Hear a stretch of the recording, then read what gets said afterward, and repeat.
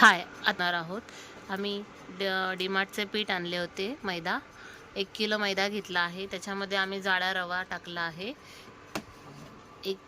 एक चमचा आणि थोडे मीठ टाकले चवीपुरते। तूप गरम करायला ठेवले आहे कढईमध्ये। आता गरम झाले तूप की आपण टाकून मिक्स करून घेऊया पीठ। शंकरपाळ्या मैद्यामध्ये तूप टाकले आम्ही। तुपाचा मस्त आता गोळा होतो। गोळा करून दाखवा थोडासा। हे बघा असं छानसा असा गोळा झाला की समजायचं तूप मिक्स व्यवस्थित झाले। आता साखर टाकते। हे काय साखर 1.5 वाटी साखर घेतली होती आम्ही। आता त्याच्यामध्ये छानपैकी मिक्स करून घेऊया।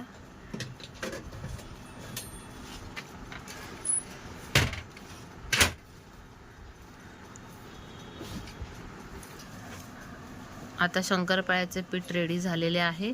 आता आपण त्यात पाणी टाकून छानपैकी मळून घेऊया आणि लाटायला सुरुवात करूया। शंकरपाळ्याचा पीठ रेडी झालेला आहे। आम्ही तो अर्धा तास भिजत ठेवला होता। आता त्याचे शंकरपाळ्या आम्ही अशा छान प्रकारे कट करून घेतल्या।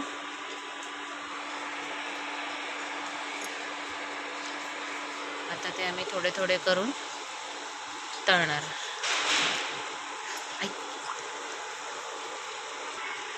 असे व्यवस्थित मस्त तळून घ्यायचे।